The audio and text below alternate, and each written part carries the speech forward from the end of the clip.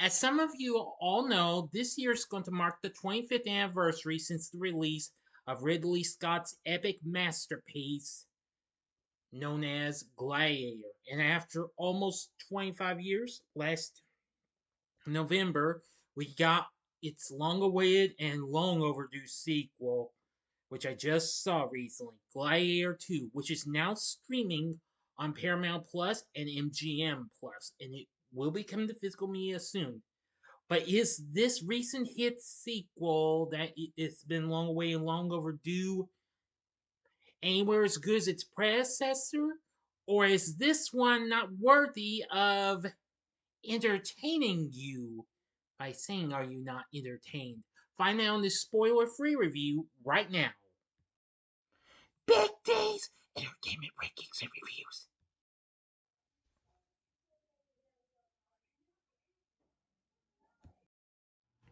So, greetings, my fellow YouTubers, and welcome to Big D's Entertainment Rankings and Reviews.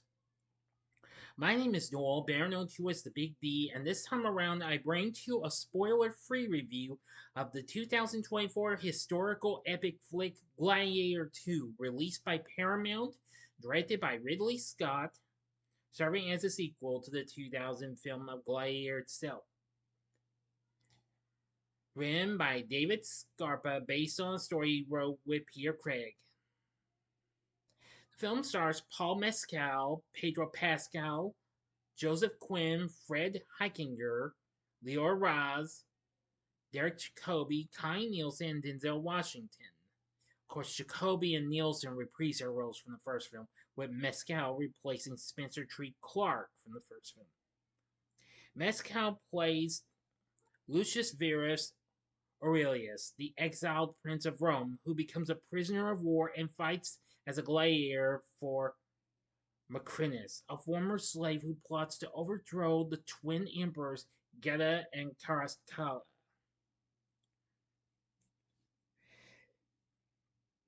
Now, the film made its premiere in the US on November 22nd, 2024, which happened to be the same day we got another film in the form of Wicked.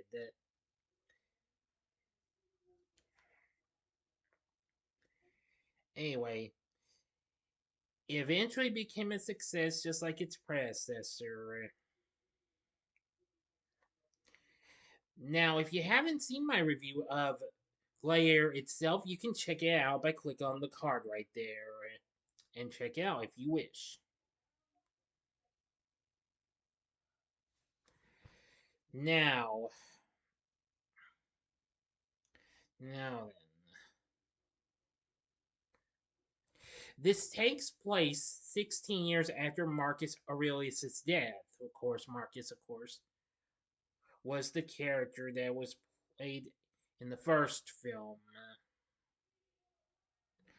by the late great Sir Richard Harris.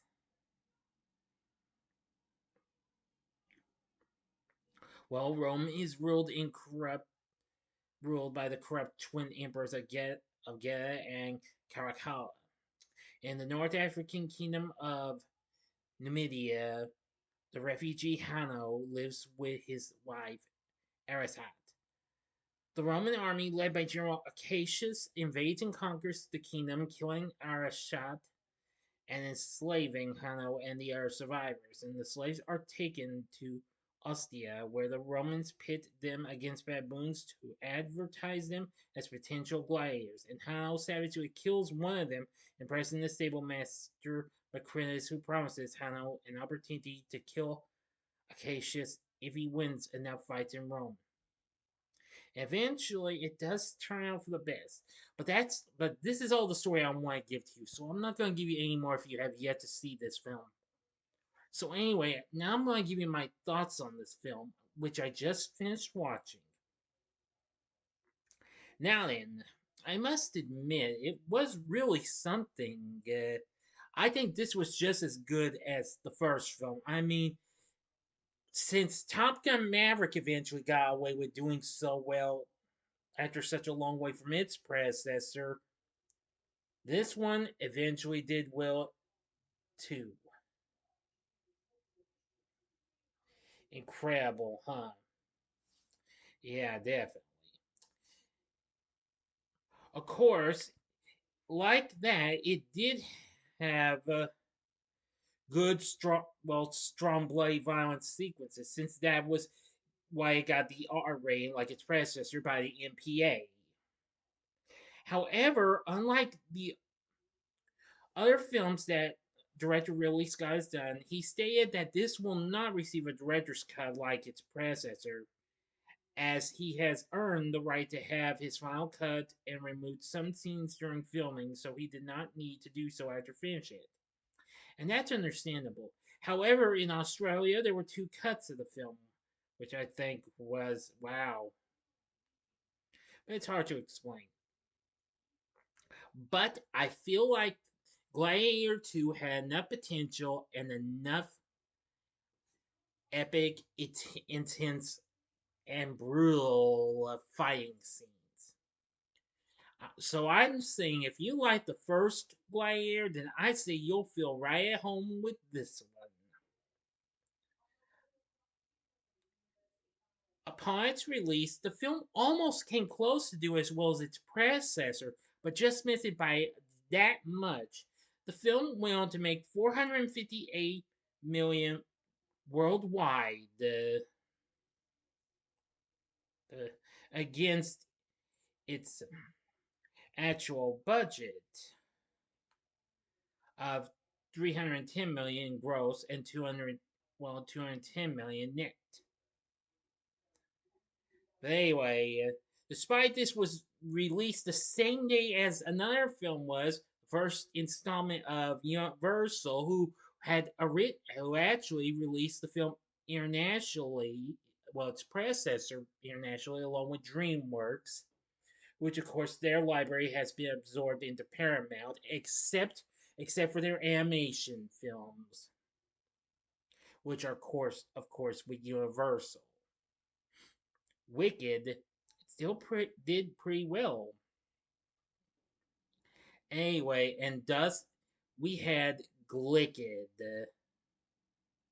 which was compared to the previous year's Barbenheimer when we had Barbie and Oppenheimer released at the same time. But anyway, this was so incredible.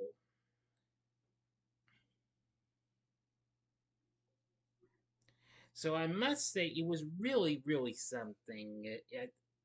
Again, like I said, I think the sequences were wow. And they fought off against more than just baboons. They took on others, including a rhino, which that was really something. I'm not gonna tell you how that goes, so you just gotta see the movie though. The film is currently now available to stream on Paramount Plus and and MGM Plus. So you'll be able to catch it on there before it comes to physical media, which won't be for another month, because it won't be released until March 4th. Sorry, it looks like Paramount Plus got ahead of us again. I mean, since they already did with Smile 2, where they got away with this one as well. Now, before this was released, Ridley Scott revealed that he was developing a script for a third film, so we'll see what happens. We'll see what happens. Now, he later stated that the movie is in early stages of development and intended to be the next project he works on, though the following month he stated to the New York Times his next project after this would be a biopic on the Bee Gees, set to shoot later on this year, and an adaptation of the sci-fi novel known as The Dog Stars, which will be shooting in Italy later on this spring. But we'll see what happens. Anyway, currently the film sits at 71% on Rotten Tomatoes, saying echoing its predecessor while upping the bloodsport camp. This film is an action extravaganza that derives much of its strength and honor from Denzel Washington's scene-stealing performance, which I did like about that. I'll talk more about that in just a moment. Metacritic has a score of 64, while audiences polled by CinemaScore gave the film the grade of a B, which unfortunately was down by an 8 from its predecessor's A score. And those surveyed by PostTrack gave it a 77% overall positive score, with 64% saying they would definitely recommend it. Now, Rotten Tomatoes reported that critics praised the action, performances, story, and visuals, but some argue that plot-wise, it's actually too similar to its predecessor. Well, factually, they are right, but not 110% though. Metacritic stated that most critics also feel that the film lives in the shadow of the more emotional and ultimately superior original. But early reactions from the first screening at Paramount Studios a month before this were positive. Critics praised Scott's direction, the set pieces, battle sequences, and Mescal's and Washington's performances, mentioning that Scott and Washington could be nominated for the Academy Awards, which they've already announced those, but anyway. But a few felt that the film lacked an emotional punch when compared to the original film. Film critic Scott Menzel deemed the film Scott's best since The Martian, which this year is going to celebrate its 10th anniversary. A big, bloody, and badass action spectacle that builds upon the original film's legacy. Christopher Nolan and Hannah Fidel named it as among their favorite films of 2024. So now you know that the reviews are not too bad. Now for our cast, we have playing Lucius Verus Aurelius, aka Hanno, is Paul Mescal. Now I must say he was really good, and I liked that. He was exceptionally good leading actor. Well, leading performer, that is. You know what I'm saying. Pedro Pascal plays General Cassius, and I must say, a very good character, definitely. Connie Nielsen returns as Lucilla from the first film, and she's very good, like just like last time. Denzel Washington plays Macrinus, which was loosely inspired by the historical figure of Marcus Opilius Macrinus. Macrinus, excuse me. Yes, now that character is a former slave who plans to control Rome and keeps a stable of gladiators and mentors Lucius. So I must say that was really, really cool and what have you. Proved to be a cool character. Joseph Quinn played Geta, very good performances. And Fred Hechinger played Caracalla.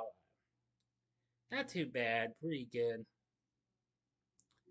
Derek Jacobi once again played Senator Gratchis, who was still good. Lior Raz played Vigo, the trainer of gladiators for Macrinus. So, anyways, there's many others and what have you. So, I must admit, the cast is pretty good too. For the score for this film, they got Harry Gregson Williams for the score, who has recently composed for numerous things, including the Metal Gear video game series, as well as Man on Fire, which was another team between Mr. Scott and Denzel Washington. Phone Booth, the first two installments of the Chronicles of Narnia, X-Men Origins Wolverine, The Martian. Let's see, the Shrek franchise, the Chicken Run films, Flushed Away, Arthur Christmas. Oh, the list goes on. So you gotta admit the score's pretty good too. So overall, while it does kind of feel like it's the first film all over again in a way, but I don't feel like it is 110% though. Gladiator 2 is definitely a worthy sequel, and it was good and action packed and badass with its bloody, gory bits and what have you with its fight sequences. So I think it's a good sequel. I would recommend you watch this. If you want to wait for it to come to physical media, then so be it. I mean, physical media matters. Isn't that right, people? Of course it is.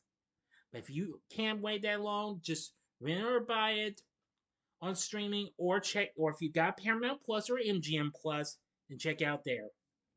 For my score, I'm going to be giving Gladiator 2 5 stars, which of course means on a scale of 1 to 10, I give this a 10. I think I liked every bit of it. I liked the cast, the score, the sets, the action sequences, and the bloody kills and what have you. Yes, exceptionally really good. So why didn't you think of Gladiator 2? Let me know in the comment section below. If you like this video, please click the like button, subscribe, and be a part of the Big D Nation. Continue to help support my channel. Make it grow and make the views grow. Tell all your friends about my channel. Give them to know me. Maybe they'd like to be a part of my Big D Nation and stuff like that. Share my vids with your friends if you like to. And next time will be my birthday live stream, which will be a Q&A. But save your questions for the for the video, okay? Don't leave any questions for me in the comment section, okay? I forbid it. Hope you all understand. But save your questions for the Q&A tomorrow night, which will probably start probably about maybe 8 o'clock Central Time if I'm not tired. So if you like this, check out my reviews for these other films that are pretty epic and what have you. In the upper left-hand corner is my recent review of The Lord of the Rings, The Return of the King. The upper right-hand corner is another recent review I did, and that was on the final installment of the Hobbit trilogy, The Battle of the Five Armies. Or if you would like maybe another film with Pedro Pascal, please don't hate me for putting this in there. Check out my spoiler-free review of Wonder Woman 1984 in the bottom left-hand corner. And the bottom right-hand corner is the button you can click to subscribe.